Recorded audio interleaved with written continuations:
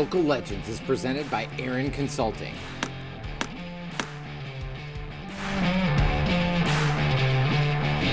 This is where high school sports shine. Real voices, real football, real stories. This is Local Legends. All right, welcome to the West Michigan Local Legends podcast. We've got a new guest here today, and I know he's been on a few for the previews. We've got Brett Bakita from 96.1 The Game here. He's going to help navigate this conversation while our guy Jason Hutton gets to enjoy. I don't know if I can use the word enjoy, although he is a Boston Red Sox fan. That's right. Yes, so I guess he gets to enjoy the Red Sox against the Tigers, which the Tigers sadly lost tonight again. But anyway, we're excited to have you here, Brett, and obviously you're the voice of West Michigan football, so I think we're going to kind of dive right in, and we're excited to announce first things first. We've got a new sponsor for the podcast here, and I'm going to kind of tip that over to you, Brett. Yeah, congratulations, Coach. You guys are doing a great job. I've had a chance to see some of the episodes, and I was with you guys for some of the previews. But, yeah, we got a shout-out for Aaron Consulting. Thank you for stepping up and being a sponsor for the podcast. Since 2020, Aaron Consulting has helped to support high school programs, coaches, and families navigate, as you know, Coach, the turbulent waters of the college athletics recruiting process. With over 20 years in the recruiting space, Aaron Consulting is expertly positioned to provide guidance on the best practices to ensure coaches are educated and families know what to do and when.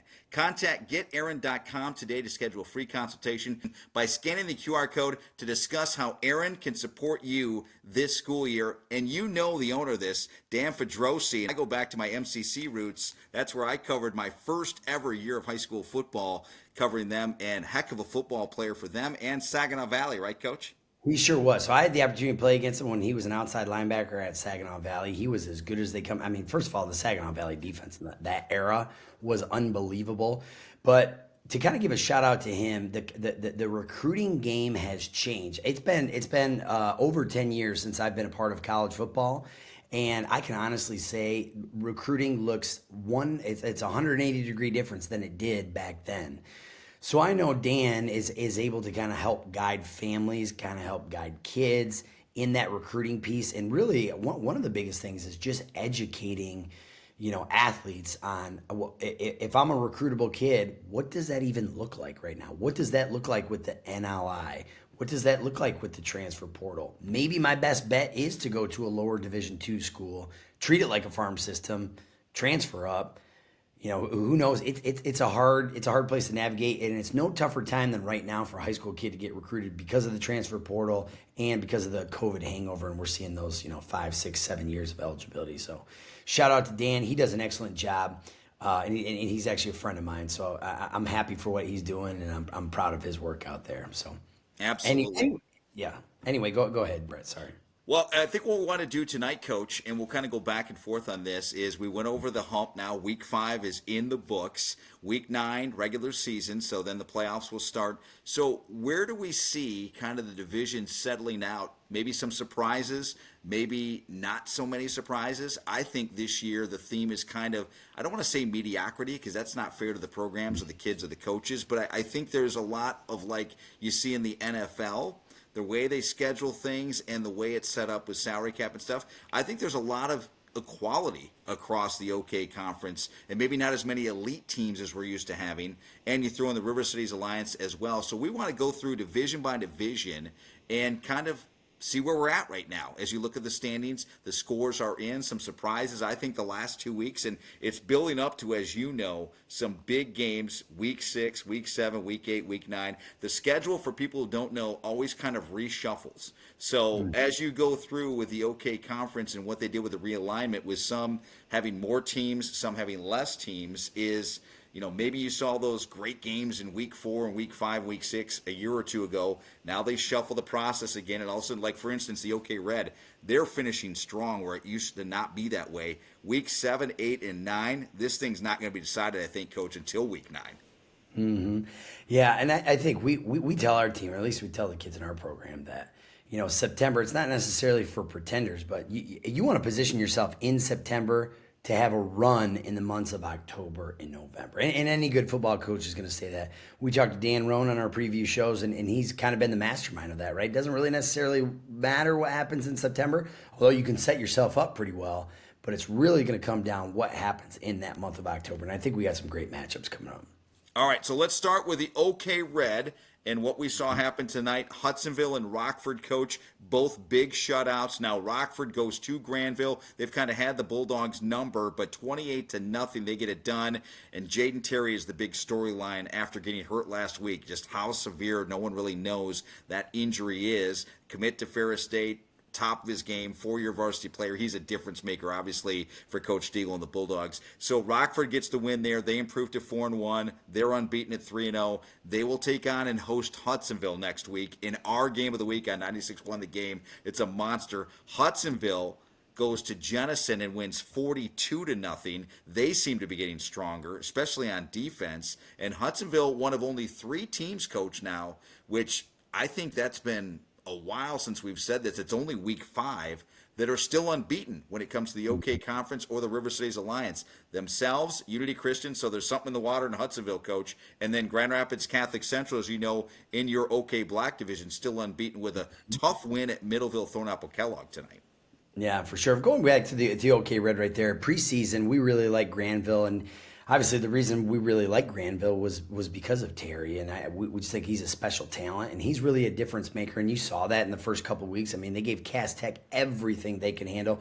Probably should have walked away with that game with a win. Had a great game against a really, really tough Muskegon defense, but without him, we talk about, obviously you're missing him on both offense and defense. He was a spot defensive player for him. But I think collectively he was he was obviously the heart and soul of the team. So sometimes there's a little bit of air that gets taken out of the system when your guy, is not out there. And he was for sure their guy. Not really sure what the future holds for him in terms of the remainder of the regular season.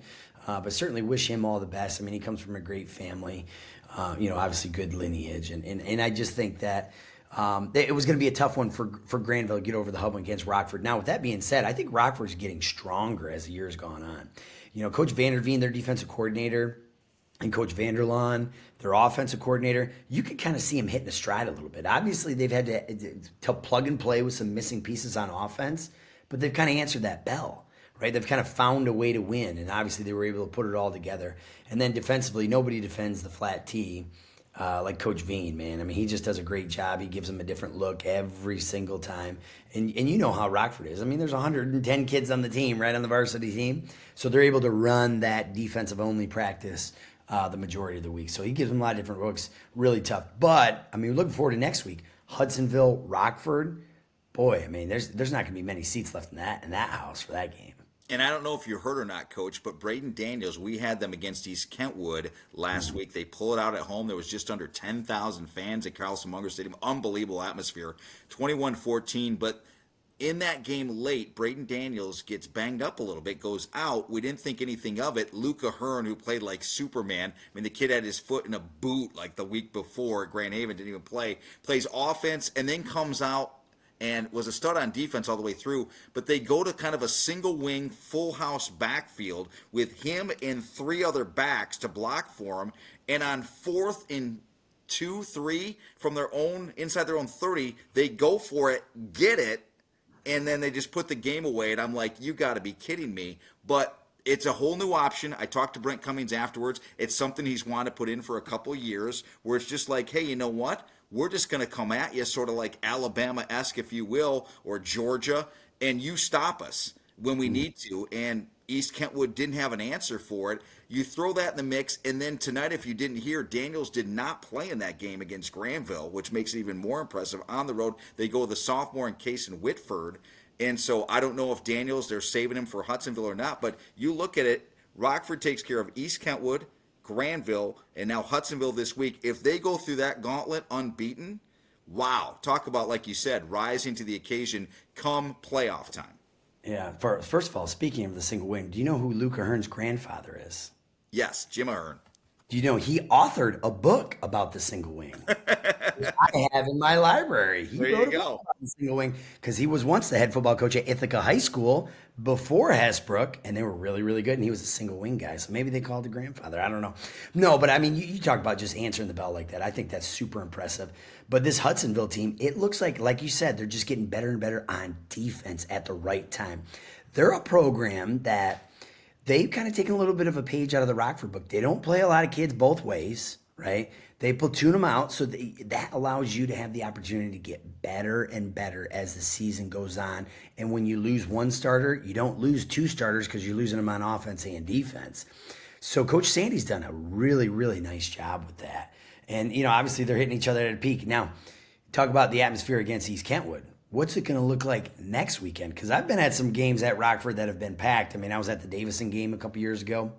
You obviously, know about that East Kentwood game, but boy, like two traditional one-school towns of one-school public school towns, Rockford and Hudsonville, right?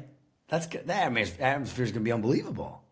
And Rockford has a different swagger at home. I know a lot of teams, will say that, and Jason Hutton doesn't believe me when I say home field advantage. I'm like, what are you talking about? It's what you play for. I mean, tell me that is Catholic Central a different team when you get them away from the Cat and that beautiful complex? I think they are. I think Wow. most coaches, if you would be honest, most coaches would tell you that their team, they're a little concerned sometimes right when you get on a bus and go somewhere else because Northview is Northview, Rockford's Rockford. And so I think that Rockford having that game at home is a big advantage, like it would be if Hudsonville had that game at home. I think they play strong there. That being said, that quarterback situation is going to be real interesting because the one thing I will tell you about Rockford that I think is different this year, Coach, is Braden Daniels, a year under his belt, his decision making, taking care of the football. How many times did they have a costly interception or a costly fumble? And he's a guy that wants to take off and run, and he can. But you also are fearful of, okay, is he going to get that hit and it jars the ball loose or whatever happens? He's a playmaker. And sometimes, as you know, mentally, you kind of want to pull the playmakers back a little bit. But this year, I saw a composure in Braden Daniels that I haven't seen, especially in big games like that Kentwood game. Yeah, and I mean, I think it's just a classic matchup of obviously two really seasoned head coaches, four great coordinators in that game. It's big class. The old school AA football, Division One.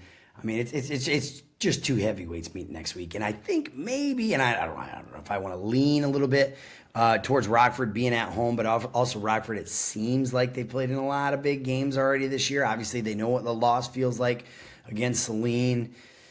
I don't know. I'm not making any predictions or anything like that, but I think maybe it's tipping in that direction right now for me. But if Daniels isn't 100%, I don't know, man. That Hudsonville defense is looking really good. But to continue on this OK Red path, I know that West Ottawa got their first win of this year. What is it? A 34-19 win against Grand Haven? Is that what the final score was? Yep. Yeah. And kudos to Coach Collins because they've played some unbelievable football in the first 4 weeks of the season, and I think they beat what I think is a really good Grand Haven team. I agree with you. West Ottawa's been that one that they had that tough one, of course, with Zeeland West. They probably should have won that one with a deflection. Everyone I've talked to was concerned about their offensive line play, including Pat in the preseason when I saw him at the Hope 7-on-7. But obviously they've been doing enough to get there, and they do have playmakers, as you know. They have a big tight end linebacker that's going to CMU. So he's had talent at the skill position. It's a matter of could he get the line play up front? Because as you know, in the OK Red, there's some big boys up there. And one last thing I want to say about the OK Red, Coach, real quick, is where Rockford is, if they can get through next week, kind of through that big gauntlet of the big three, Hudsonville will just be starting it. Remember, they still have Granville and East Kentwood coming up in the final, 4 weeks of the regular season. Yeah. Looks like, it's the OK Reds, what we call the SEC of high school football here in West Michigan, right? Let's go next to the OK Green, and boy, some big storylines tonight, Coach. Muskegon going to Forest Hills Northern, Mona Shores coming inland to Byron Center, right in my backyard. My daughter was at the game all fired up because it's the Bulldogs' homecoming game, and they were just trying to get a win, still licking their wounds after what happened at Hackley Stadium last week against Muskegon with Shane Fairfield and the Big Reds, who I think are catching a groove right now. But let's talk about Byron Center first. Overtime win over Matt Koziak and Mona Shores. That one, I have to be honest, Coach, surprised me a little bit. Yeah, for sure. I mean, kind of going into it, obviously Byron Center is just kind of searching, but again, the schedule that they've played has been it's been unbelievable. It's been OK Red-esque, in my opinion, and having some tight games there. But I think they're battle tested. They're a team that, I mean, Coach Cisco does such a nice job. Sometimes we refer to it as a system offense. They're not necessarily a system offense per se, but they're going to run what they run at the lower levels and get really, really good at that. So then by the time those kids are juniors and seniors, they know that stuff, and he's able to add a little bit more. But for them to beat Mona Shores again, obviously they had a big playoff win against them last year, but for them to beat them again, I mean, not to say it legitimizes them, because they've been they've been one of the better football teams in West Michigan the past 7-8 years, and you could see them continue to grow and get on that groove. But a lot of people like Shores in this game. A lot of people did, and obviously they've got great tailback, they've got great playmakers, and to see Byron Center answer that call, I think that's a feather they can stick in their cap, and they can continue to build upon this. Now their schedule is not near as tough moving forward, but the teams in this conference are unbelievable. I mean, one of our preseason favorites, Forest Hills Northern. I mean, they're no slouch, and obviously Muskegon beat them tonight, but they're still a really good football team. I mean, they're as good up front as anybody in West Michigan, and so obviously Byron Center. I mean, I would say probably the bulk of their schedule is behind them. However, I mean, it's still gonna have to go through a Forest Hills Northern team. Obviously, Reese Pelfer's still hanging out there, but man, I do think that is a very impressive win for Coach Cisco. Yeah, to your point, Hudsonville, East Kentwood, Hammond, Indiana, who's got athletes, even though people around here don't know, they got that win. Then they go Muskegon and Mona Shores as their first 5 games. And I remember talking to Mark Cisco on one of our previews here, and he said if we can survive those first 5 games body-wise, I'll be happy with that. Well, they get through, but the storyline for them is, and as you know, Coach does this as well as anybody, is it's the next man-up mentality. And in that preview, he said, I've got 4 or 5 quarterbacks. And what he meant by that is to what you just said. He trains those kids to be ready because he knows injuries are a part of the game, going to happen.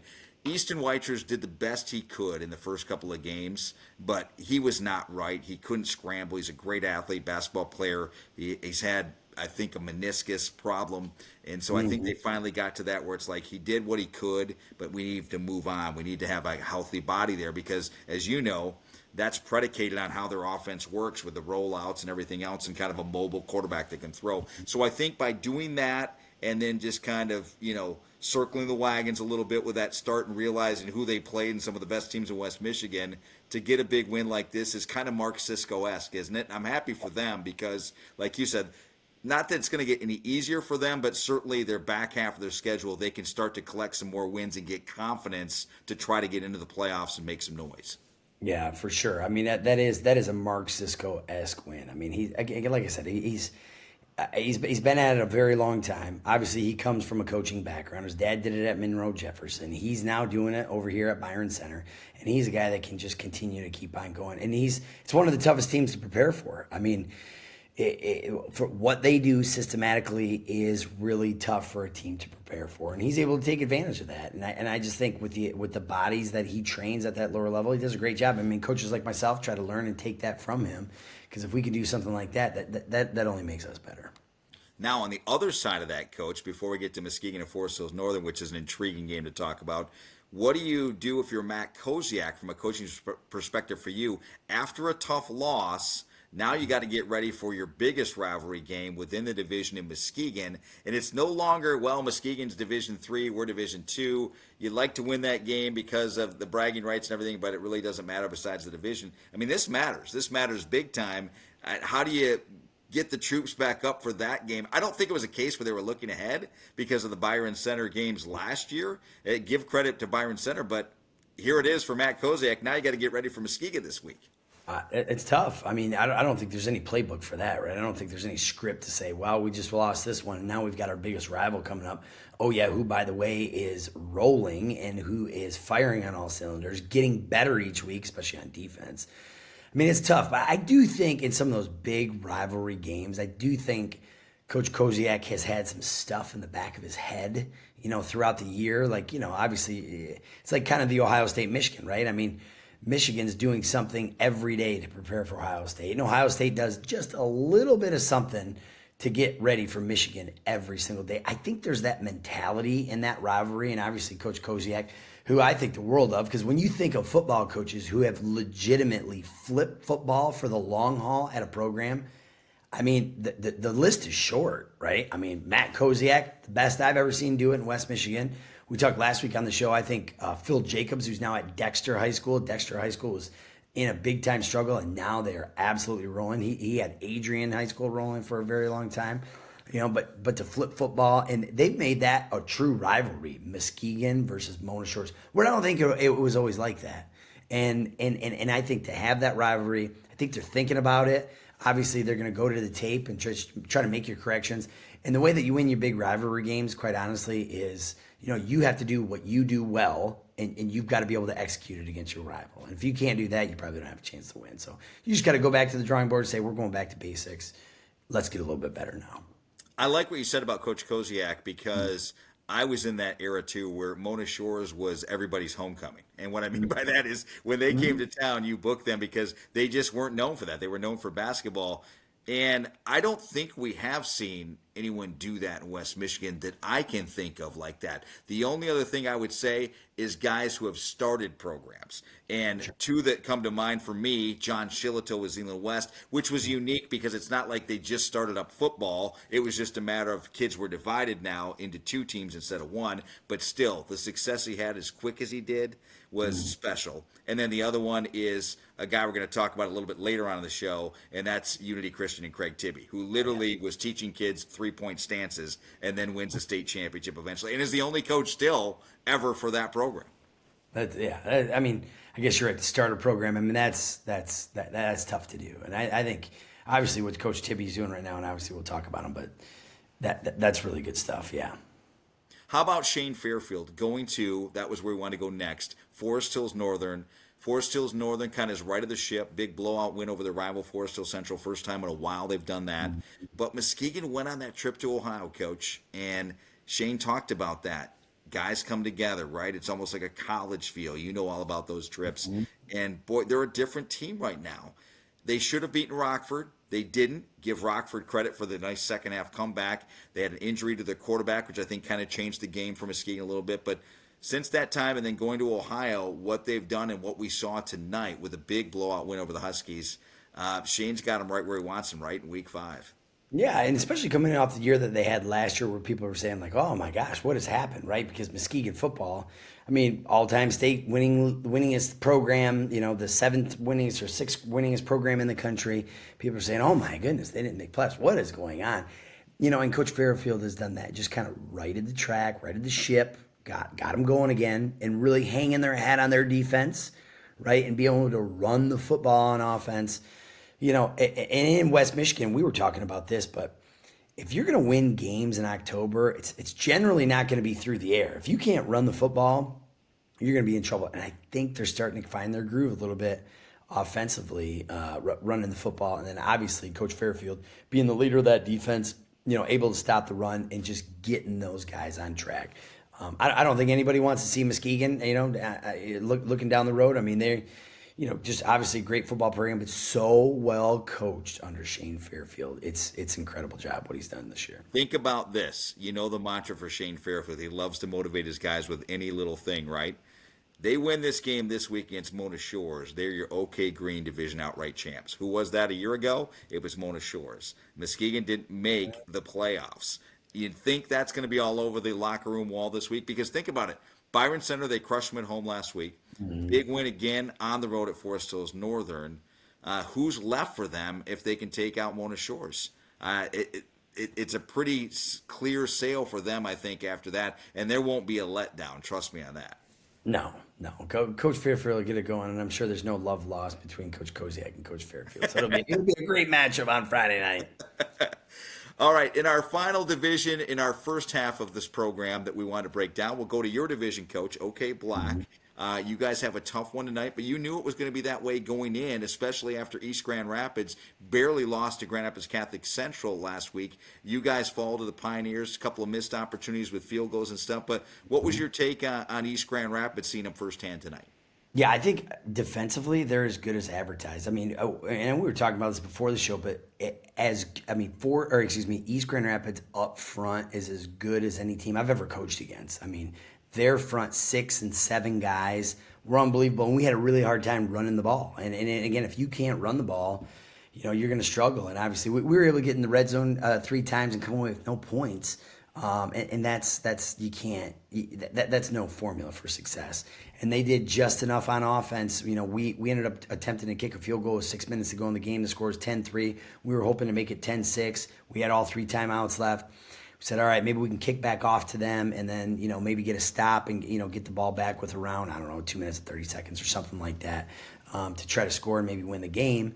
But we missed the field goal, and then they take the ball and they just drive it right down the field and milk the clock. Very similar thing that we were able to do last year against them. They kind of did it again against us this year. So obviously they defensively, like I said, every bit as good as advertised. They had Love Kid up front. Oh my gosh, he seems like he's unblockable. We had Coach Colster on last week, and he made mention of that, and it was like, holy cow, he was not kidding. So they're really good up front, and I think the schedule's in their favor kind of moving forward right there. So I think it's a great win. Got to tip your hat to Coach Shattuck, did an outstanding job. And we got to kind of go back to the drawing board because we're playing a really good Thornapple Kellogg team next week, who is obviously continuing to improve. I really like their quarterback play. Love their defense. They got a new defensive coordinator who's doing a really nice job. Obviously, anybody who can hold Catholic Central to 10 points, and I think one of them was on a pick 6. To be honest with you, it's gonna be a huge game for us. It's gonna be our homecoming game. But when you're coming back after a loss, I mean, everything, the chips are back on the table, right? You got to figure out what you can do well and continue to try to figure out a way to win the game. What was your take on East Grand Rapids offensively, Coach? Because I think Coach Shattuck, there's a lot of talk in the offseason, going to change up the offense a little bit. And they had a returning starting quarterback who I watched in a scrimmage, very capable thrower, can run a little bit, decent athlete. But what was your take on the Pioneers offensively? Yeah, so they switched to like a short pistol veer offense, right? Kind of sort of like the Mona Shores, but if you think back to the Muskegon and the Tony Anise days, and in the latter couple of years of his career there, that short pistol snap. I was super proud of our defense all night. To hold anybody to 10 points, you want to think that you can walk away with a victory if you can hold somebody to 10 points. But, Josh McCune's our quarterback, and he's a big kid. He kind of reminds me of a Jason Vanderlaan when he was at Ferris State. Like, he's just that big kid, biggest kid in the backfield, can run quarterback power, can run quarterback counter, can run inside veer to the right, inside veer to the left, midline. There's just ways to continue to get him the ball. He's kind of the driving force. He's a trigger man, like you said, more than capable of a thrower. And so he just did a nice job managing the game tonight. Our defense was getting stops. We just weren't able to put drives together on offense, which really hurt our defense. So one of the things when you look at the OK Black division, still up for grabs, great matchup still to come. I mean, East Grand Rapids has taken on Catholic Central. Catholic Central beat them. You just took on East Grand Rapids. They beat you. But you have Catholic Central in Week 8, which, by the way, I can announce it now. Our 96 won the game of the week. We've locked that one in. We're looking forward to it at your place. It was a heck of a game last year, Coach. But, I mean, this thing could easily be a three-way championship the way it's playing out, right? They're that good, even of teams. Yeah, and if you think, just think, even what Thornapple Kellogg's got 1 loss in the conference. Right. Catholic, 0 losses. East, 1 loss. Us, 1 loss. So right now, Holland Christian, 1 loss, right? So, all of us have 1 loss except for Ottawa Hills. So, really, it's going to come down to, I think you're going to see some upsets out there. And I just think there's going to be a team that's going to knock off a team that you'd be like, wow, that's kind of a head scratcher. Did I really foresee that coming? To me, it's an ultra competitive conference. You got to bring your A game every single week. Obviously right now, this is just a couple hours after the game. I'm excited to get back out there on the field, on the practice field on Monday to say, you know what, man, this is what we got to do to get better. So continue to move forward. All right, we've reached halftime. We're going to take a short time out. We'll come back. The OK Gold, the OK White, the OK Silver, and the River Cities Alliance, Coach. I can't wait. I was out in OK Silver country tonight. Saw Belding firsthand in a blowout win over Holland. Holland loves to throw the football over the lot. There's some interesting things going on there. Godwin Heights as well, playing well. And the River Cities Alliance, how about Cedar Springs knocking off Lowell, spoiling their pink arrow game? That's not going over well in the River City there for Lowell, so we got to take a look at that. And Kennewick Hills had their first loss tonight, non-conference, but a lot, I think, interesting as far as who's going to be maybe that top team, similar to your division in the River Cities Alliance. So we'll do that coming up after this. All right, we're back for segment 2 of our Week 5 Local Legends podcast here. Going to continue now. We're going to the OK Gold, right, Brett? Yeah, we are, and it's episode 13 for you guys with the Local Legends podcast. Very cool. Happy to be a part filling in for Jason Hutton, and I do want to tell him that I hope his Boston Red Sox lose. He's out at Fenway Park and the Tigers win, Coach. We got to get that little jab in there for Jay, but I know he's enjoying some great family time, which is always important. We left off with the OK Black with your division, so we'll go to the OK Gold next, and I think this is one of those that it was the deepest division a year ago, Coach. But this year, totally different. There is a cream of the crop, and that is Unity Christian. And then there's everyone else that kind of graduated some very good senior classes a year ago. Not that Unity didn't either. They're replacing a lot of kids, including a new quarterback, Justin Phoebus, who's done a great job coming in. But I just think there's Unity Christian, and then there's everyone else this year. And they're rolling right now, 5-0, and they're looking the part one of those 3 5-0 teams we talked about earlier in the show. Yeah, and they played Division 4. And so if you start to look at it right now in Division 4 in the state of Michigan, outside of, the Harper Woods and the Goodriches, I mean, Unity Christian has got to be just in that conversation of, we see him in the first 5 weeks, it's like nobody can stop him, right? Nobody can stop him right now. Super impressed with Coach Tibby has done, man. He just, it's like he plugs and plays. It's like you said at Byron Center, it's the next man up mentality. They lose, 18 starters? Next guy up, figure it out. Here we go. Put them in place to play. But right now it feels like it's Unity Christian and everybody else. But again, still so few games left in the conference schedule before we crown a champion. And I love the way that they challenge themselves. They went out and added teams, like a Forest Hills Eastern, like a Whitehall, to challenge them. And the fact that they have kept those, and those are good watermarks for them before they go into the OK Goal with the realignment. Pontiac Notre Dame they added last year at the end of the regular season. I'm like, wow. I mean, that's a good week 9. They're going to garner enough points where if they continue to win like they did last year, as you know, again, I'm going to go back to, sorry, Jason Hutton, home field advantage matters, and especially come playoff time. They got upset last year, if you remember, in the district final, South Christian. There's the history there. Those 2 programs know each other. Craig played at South Christian, and so if there's a team that could figure them out, maybe it was them. But they also had a pretty special player, as you know, and to your point, I don't see those type of players out there necessarily in Division 4, like Carson Viss, who can just change the table for you. I mean, he was pretty special last year. Yeah. And like I said, in Division 4, I mean, obviously, even in West Michigan, I feel like it's wide open, but it's got to be Unity Christian's division to lose, right? I mean, they just do such a nice job. And I feel like his teams continue to get better as the season goes along. They just continue to get better. So kudos to him and his program. He's doing an outstanding job. All right, so that's kind of the story in the OK Gold. Everyone else, Zeeland West, though. I know Jason kind of said, how can you have Zeeland West in your top 10? Well, they're 4-1. They're finding ways to win. And last I checked, Coach, that little W is the thing that you're judged on, right? In the Chicks Bowl today, I mean, I think I saw pictures on the score stream. Holy cow, they pack it out for that game, huh?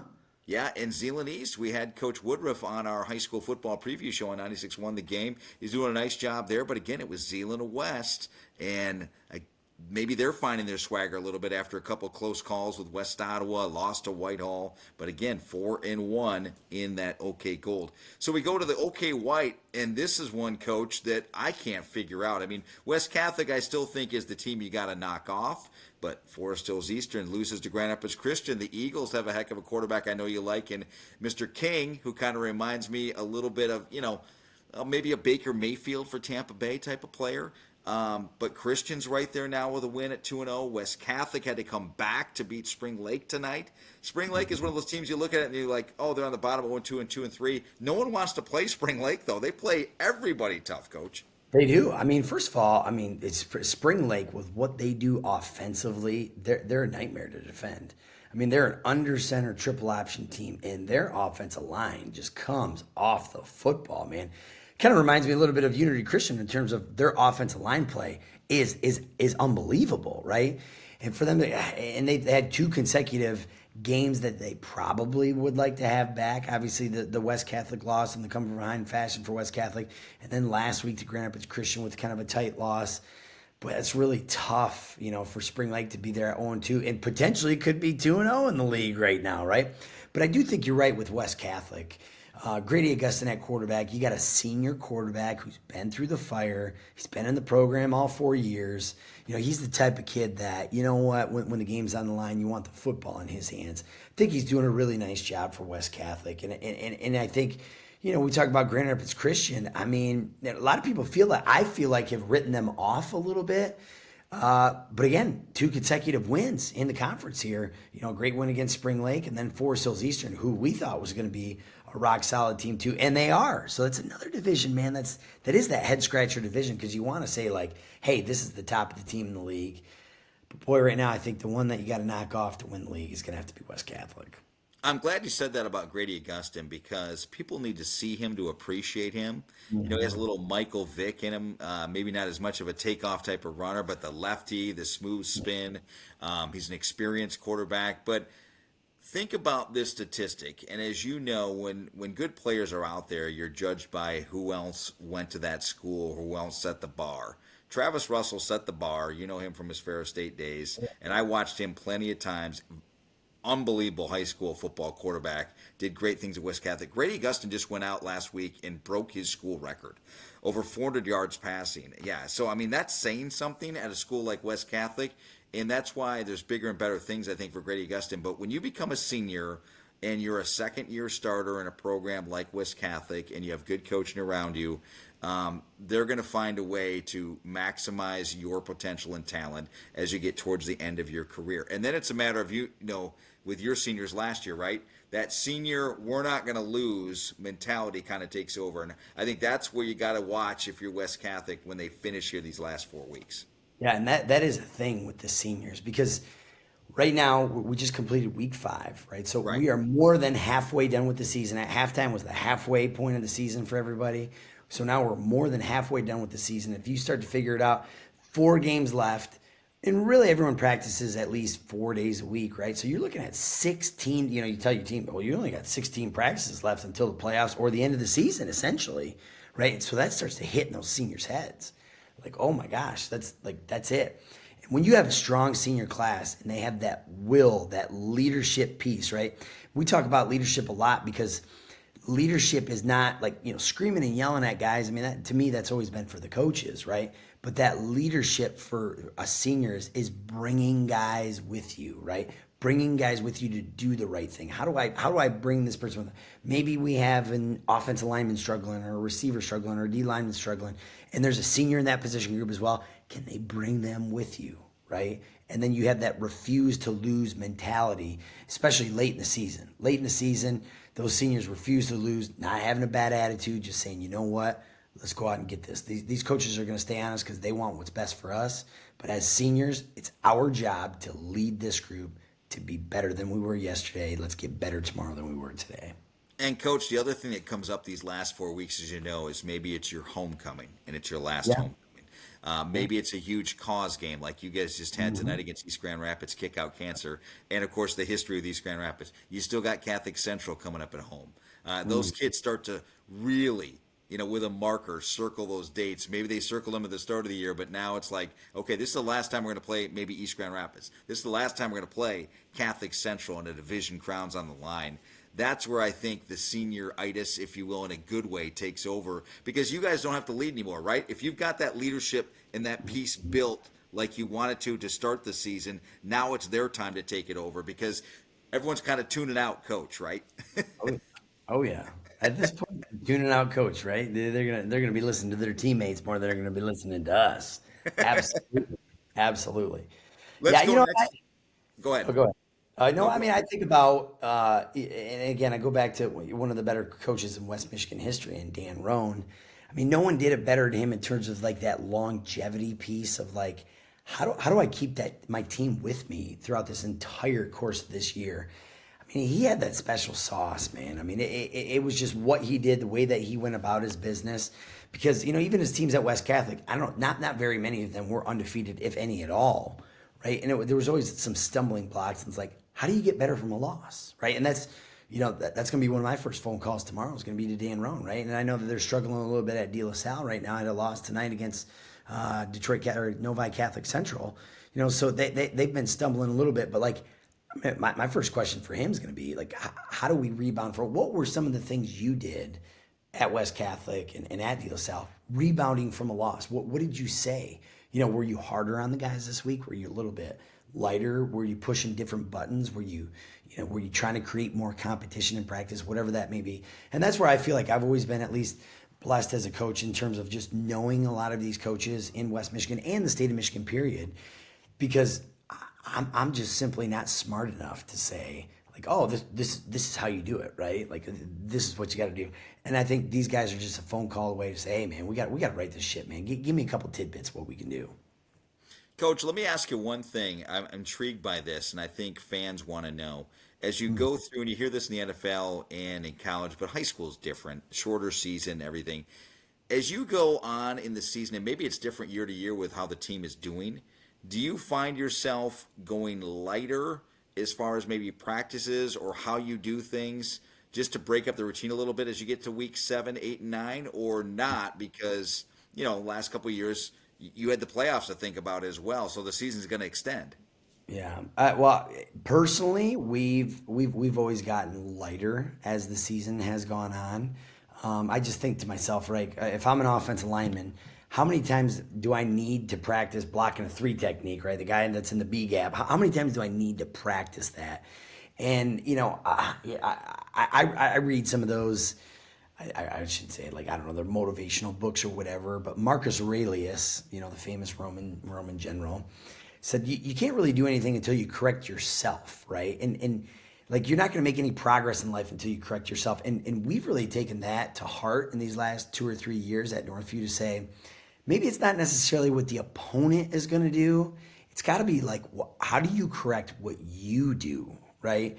And so we've really tried to put an emphasis on filming our practice, watching our practice, trying to get better at what we do.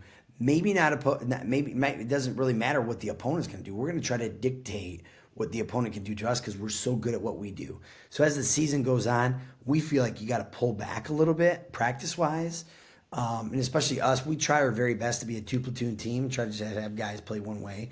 We're not there this year like we were last year in terms of that platoon piece. We got just a couple guys that get quite a bit of reps on both sides.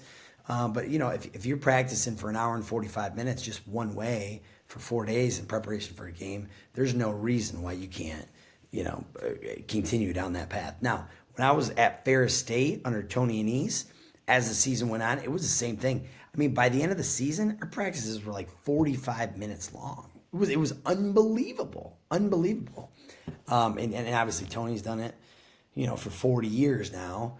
So he kind of knows what he's doing. So yeah, we've always tried to peel it back a little bit, maybe not necessarily ramp it up, but what we do try to continue to do is keep the condition up with running, and then obviously still hitting the weight room hard. Absolutely. Let's go OK Silver next, Coach. I was in OK Silver country tonight for Holland and Belding. Of course, the Black Knights, I still got to get used to saying that instead of the Redskins, are 3-time defending champions in the OK Silver. Holland came into the mix because of trying to build that program back up. It fits, even though they're a bigger school. I love the competitiveness. Fruitport's kind of in that same category as well. But Holland has a 4th-year coach I'd never met before until we talked to him this week on the High School Football Preview Show. His name is Will Siffin. He's a Wayne State guy, so there's something cooking with Wayne State and high school coaches in Michigan. But he went to Sterling Heights Stevenson. Then he got a chance to go to Texas, and he was at some pretty good programs in Texas, then went to Iowa, chance to come back home. And so he applied for the Holland job, loved the Lakeshore, obviously it sells itself. And he's taken over this program that, had trouble fielding a team a few years ago. And he's done a tremendous job. I mean, they've got 2 sophomores that are as good as anybody. And Eli Walters, their quarterback. They throw it all over the lot. They go 4 wide receivers spread. and they were fun to watch, and the excitement is back for Holland. That said, Monty Price felt that the Belding teams hadn't played their best football yet, hadn't put a complete game together. Got shut out. I can't remember the last time a Belding team got shut out, Coach. 24-0 by his old team in Reed City that Monty was at earlier in the year. But they came out and they ran the football, did what they wanted to do, forced turnovers, hit Holland hard, and they won 60-20. And they seem to be kind of, this is the theme of the Week 5, catching their groove a little bit as the team to beat in the OK Silver. Yeah, I really like what Monty Price has done with that program. I mean, I just think, obviously playing in the silver, they've been kind of that dominant group. But Monty's used to these playoff runs. He's used to, kind of being the kingpin in his conference, even from his time at Reed City. I mean, that guy, what I've always appreciated about him is I've always felt like his guys, they almost all look the same because he's so good at what he does in the weight room. And I've talked to him about it. Like, man, how do you get all your kids to look like they could all be there? They all seem like they're 5'10", 195 pounds. Some of them might be a little bit bigger and they hit a little bit harder. But, man, they look really good. So I've always thought kudos to him. I think what sets him apart from the rest of the programs in the OK Silver is that weight room piece. Nobody does it better than Monty Price. And I would say divisionally, that guy knows how to run a quality weight room. And he just does an outstanding job. And I think it continues to pay off for him at Belding. He's got a quarterback that not necessarily is going to wow you the way he throws it or runs it, but he just runs that offense. He's their guy, returning starter in Dawson Donovan. They've got 3 to 5 different running backs they can rotate in. They've got a big offensive line. Physically, defensively, they'll hit you. They have 7 guys, though, Coach, that go both ways. That's a little bit high. Even for Monty with those numbers. And so that's a concern because, as you know, now he's rotated a lot of kids in, I think, with some of these games that, they've dominated so that they can get experience, which is good. But I want you to talk about that. Having 7 two-way starters is a challenge because people don't realize that person goes down even if it's a cramp for a few plays. He's missing both sides. You're missing a starter both ways. And so that could come back to bite him, and I think he's trying to work on the depth piece as they go through. But they seem to be the team to beat the OK Silver. We'll get into Godwin Heights in a minute. One more thing on Belding, though. They dropped to Division 6 this year. And Reed City's in Division 6, but they, as you know, can make some noise in Division 6. Absolutely. I mean, Belding, I felt like for a while it's been Belding makes the playoffs, West Catholic, Catholic Right. Central. And those are tough outs. I think they're tough outs for anybody, right? West Catholic and Catholic Central. Unbelievable programs for Division 5. Now, being in Division 6, obviously, yeah, Reed City's out there, but I wouldn't want to play Monty Price twice. Right. He's a good enough coach to say, I'm going to make some adjustments here. Monty knows what he's doing. So look for that Belding team, potentially a little bit of a run in Division 6. I want to talk about Godwin Heights and their similarity to what you took over at Northview. It's a program that has had some athletes, has had some players. It's a matter of can they get everything kind of organized on the same page, some good coaching, and I think they've got that now. They've shown that, not just this year, but last year.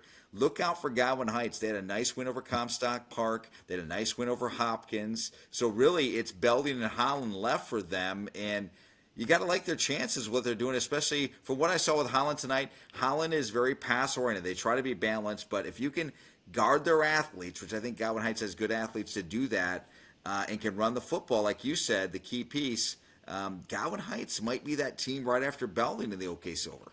They're fun to watch. They're fun to watch because, in my opinion, they're very well coached. And I think they're opportunistic. I think their kids play hard. We talked about that here on the podcast. And I love it when a team is well coached and their kids play hard.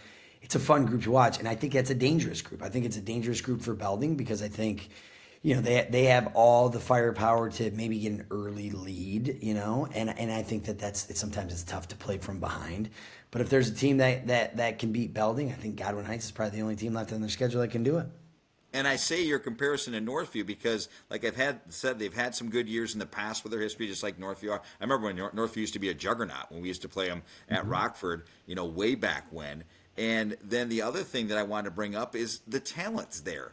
I mean, the talent you have at Northview and on campus and getting those guys to play football and dedicate themselves. Raekwon Buckley, I saw him when he was at Godwin Heights, now playing for Michigan State, started at Nebraska. I mean, He was a beast. And there are kids like that in the hallways at Godwin Heights. And now you start to win, is my point, just like at Northview. All of a sudden, kids coming out, you don't have to necessarily recruit them in the hallways anymore. They want to be a part of that. Yeah, and what we found here at Northview is that the feeder program, because we feel like our seventh and eighth grade is as well coached as any team in our program, and so we continue to get those numbers at that seventh and eighth grade level. And we've always made it a goal: can we get 40 freshmen? Right? Can we get 40 freshmen out for football? Because if you get 40, you're going to probably get 25 for JV, and I think those are great numbers. And as you're able to continue to field 3 levels of football, I mean, when kids play football, that's how they get better. That's how they continue to get better. It doesn't really matter what those scores are on Wednesday or Thursday nights, but what matters is they get the opportunity to play. And I think that's how they grow, and that's how they get better. And that's how you end up recruiting your hallways from the middle school on up. All right, Coach, last stop. Can't forget about the River Cities Alliance. I know you know a lot of these coaches out there. This is setting up to be sort of like the OK Black division. Cedar Springs goes in and spoils the Pink Arrow of Lowell, who was unbeaten before that point. You've got Kennewa Hills that still has to face Lowell. Kennewa Hills just beat Cedar Springs and Guscapolca last week in a heck of a football game, and Don Fellows has it rolling there. They suffer their first loss non-conference tonight to Battle Creek Harper Creek. So how will their kids react? I still think when you look at it all said and done, Kennewa Hills, that good win over Forest Hills Northern in week 1, that Kennewa Hills might be the most talented team. Doesn't mean they're going to win the division. How do you see this one playing out? Well, I mean, I first of all, hats off to Gus Kapolka at Cedar Springs, getting his group coming off a loss, going to Lowell, Right. win in the Pink Arrow game. I mean, that's unbelievable. Again, a guy who can get his team prepared to play. I mean, Gus Kapolka has proven it year after year. He's able to get his guys ready to go. And I think that they're physical enough that they match up with a team like Lowell really well. And obviously they're able to come away as a touchdown winner there. So, I mean, I look at that, Cedar Springs. I mean, you can't count them out. Obviously, Kennewa Hills going into it, everyone's like, well, are they the best team or not? You know, suffering a loss to Harper Creek, maybe that loss is a good thing for them, right? Maybe that's the wake-up call that they needed. And I know Jason Hunt and I have talked about, like, maybe they haven't necessarily played that complementary football, offense, defense, special teams, and put a full total game together yet. Maybe the loss to Harper Creek is something that can help them bounce back and refocus, because I think they've got Lowell next week, correct? Yes. I mean, that game, and I believe the game's being played at Kennewa Hills. Kennewa Hills, Lowell next week. Like, I mean, get Lowell coming off a loss. Kennewa's coming off a loss. A huge matchup in the RCA. I think that's great. And the other team I don't want to count out is Coopersville. Coopersville, right. I mean, you know, I think they won 42-7 tonight against Greenville. And I know Ed Kamen's got a young team. He's got a young team right now. Starting a freshman quarterback, Coach. Right.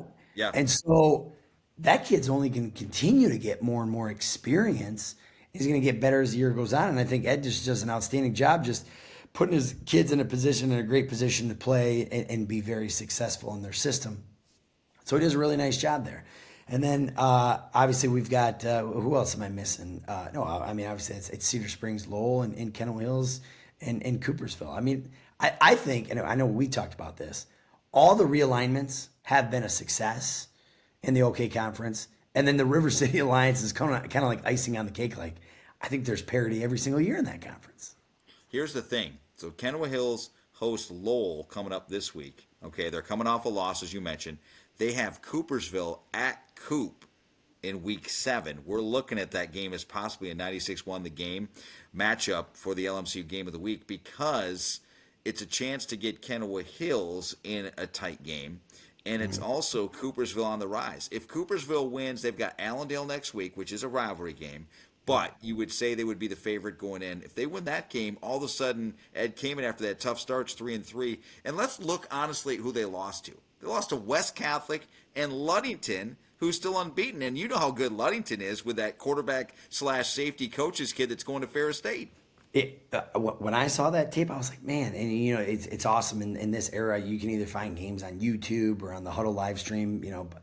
And I watched that game. I was like, this kid is amazing. And I know Jason and I have talked about this before, but what Tony Anise has done at Ferris State to be able to recruit local kids and give them a chance, like, I was like, well, how good is this kid? I watched him play and I was like, holy cow. And I know they're maybe looking at him to play defense, but I think he would first have a shot at quarterback with the way that Tony's able to run the football at Ferris with his quarterbacks. That kid is every bit as good as advertised. And it felt like it wasn't a bunch of breakaway runs, right? They missed some tackles. They had him bottled up a number of times and he just kind of squirts out of there. So they're doing well defensively in terms of like fitting things up per se. But that game experience, you got to continue to get better and getting guys down on the ground, and then obviously losing to what I feel like is a really good West Catholic team, and I know West Catholic's kind of had their number throughout the years, but I mean don't count out West Catholic and obviously in their division, but like that's not a terrible loss for Coopersville in my mind. No, I look at it. That's going to be one to circle in week 7. Again, Don Fellows and Kennewood Hills after a Lowell game, which who knows what happens there. Then they go to Coopersville in week 7. This thing's not anywhere near done as far as the River Cities Alliance. Final thing I want to throw out, Coach, we were talking about different divisions and, Division 6, Division 4. How about this? Correct me if I'm wrong. You could have as maybe a regional final, Unity Christian and Ludington. That's a game I'd like to see in Division 4. Ooh, that's a good one. That's Yeah. a really good one. I like that. That's Because good I stuff. think the Orioles are Division 4, correct? I believe so. Yes. Yes. And I think they've got a big matchup with Whitehall. Here's some score watching going on that you don't want to do. Unity Christian rolled up Whitehall pretty good, remember, non-conference. Let's see how Ludington does, because that should decide and give them the West Michigan Conference Lakes Division if they win it. And the rumor is, of course, the quarterback and safety that's going to Ferris State is a senior. His dad is the coach there, and this is probably going to be his final year. His dad, I didn't realize until I read up on it, was a Ferris State quarterback back in the day. Oh, look at that. So- Now, speaking of Ferris State quarterbacks, I think we've got to give a shout out to a very special ex Ferris State quarterback in Trinidad Chambliss. Yes. Trinidad Chambliss, Forest Hills Northern graduate, went to Ferris State, waited his time at Ferris State. Like everyone thinks like, well, I mean, Trinidad was this phenom. I mean, he sat behind some really good football players at Ferris State, gets the opportunity as a starter. All he does is win the national championship, hops in the transfer pool, goes to Ole Miss, of all places. Ole Miss, right? Everyone's like, wow, he's going to Ole Miss. How good's he really going to be? He's got not one, not two, but wait, no, he started 2 games. This is going to be his third season, correct? Yep. He's playing against the LSU Tigers tomorrow at 3:30. What a story. I mean, seriously. Trinidad Chambliss, Forest Hills Northern, Ferris State, now in the SEC. And I want to tell you this. And he's, rushed. I saw some stat where there's only like 2 or 3 Ole Miss quarterbacks who have rushed for 300, or excuse me, thrown for 300 yards and rushed for 100 yards. And one of them was like Archie Manning. The other one was, I think Jackson Dart might have done it in a game. And then I think Chad Kelly did it in a game. And then the fourth one was Trinidad Chambliss. I mean, this is a great story. I love it. What do you think? Yeah, you got to watch it. 3:30 tomorrow, like you said, and with the Brian Kelly West Michigan connection, that's cool too, because you don't get many defenses that are better than LSU that he'll be going up against. It will be in Oxford. Always fun environment there. But Coach, also, how about this? If you want to consider the SEC as the gold standard, which I think the Big Ten is getting better as far as being able to match them with talent and what you're seeing, especially with the California teams come in, how about in the last couple years, the Isaac Tesla story and now the Trinidad Chambliss? I still consider Hillsdale College kind of like a GLIAC school, right? Division II. So you have Isaac Tesla that kind of somehow finds his way to Hillsdale and then decides to hit the transfer portal because of his interest and just a workout freak. Goes to Arkansas in the SEC, lights it up, and now is, every Sunday hoping to make big catches, touchdown catches for our Lions. And then you have Trinidad Chambliss, Forest Hills Northern, Ferris State, Ole Miss. Well, think about this, right? So, and I've always felt this way. In obviously the east side of Michigan, Metro Detroit, has always had a lot of very good athletes and obviously more higher end Division I talent than West Michigan. However, when you look at these 2 guys from West Michigan, Trinidad, Isaac Tesla, right? Like, does that not make you think that potentially these kids here in West Michigan could go higher than what they are? I mean, because when I think about it, I'm just like, wow. I mean, obviously Trinidad is unbelievable. I'm a huge believer in Trinidad Chambliss. Isaac Tesla, obviously, his numbers are off the chart in terms of being a workout freak and what he's always been able to do. But there's a reason why Ferris State and Grand Valley and Davenport, quite frankly, are some of the best three teams in all of Division Two. Where are they getting the vast majority of their talent? Here in West Michigan. I mean, what are your thoughts on that? No, I agree with you. And look at the kid. How about this? I'll take it one step further. So Peter Sturzma, if you would have told him in the offseason he's losing a kid to Michigan State that played at Rockford, his star defensive end, he would have been like you're doing right now, laughing and saying, "Are you kidding me?" But he did, right? Lamancusa. I mean, unbelievable player for Rockford, looking for an opportunity, finds an opportunity to star at Hope College, and boom, before you know it, he's at Michigan State because they have a need and they want it. I totally agree with you. And that's why I always tell people, going back to the recruiting piece and with our sponsor, is you really need to have someone help guide you that knows coaches, knows how to talk, because they can help you find. I'm not saying it's for everybody, but at least they can kind of show you how to start what is the game of recruiting to give you a fair advantage to get your name out there or get your son or daughter's name out there and have a chance to get noticed, because the results are there and it's great to see. But I mean, we're seeing it now at the D3 level, at the D2 level. The NIL has changed things, as you know. But it always puts a smile on my face because I do it for a living. I've enjoyed it, and Friday nights are special just with the talent you see out there on both sides. It's amazing to me.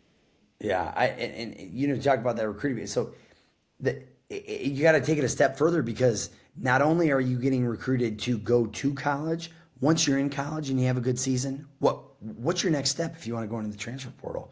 Right. Like, is there isn't like some Google link that you type in, well, who do I call if I want help in the recruiting portal? There's so many just random people out there that I mean, college coaches honestly will call anybody who they think has a connection with the kid to say, hey, do you still know this kid? Can he hop in the portal? Do you think he'd be interested in hopping in the portal? And you know, and that's not, you know, I don't know, damaging or whatever the term that they use, tampering. You know, with a recruiter, they're just calling a random person to see if he's interested. So I think there's a lot there's a lot to navigate as not only a high school kid but as a college athlete as well. If you have a big year and you're interested in going in the portal, what's that next step? What, you know, and I think what Dan Fedrosi's doing with Aaron is, I mean, I think that is just a much needed piece for not only high school kids, but college kids as well. I think it's great to see. I love it. I love that kids are getting opportunities. I might not necessarily love the transfer portal as a college football fan because I don't know who's going where, but I love the opportunities for kids and I love the opportunities for them to grow. So I think it's a great thing.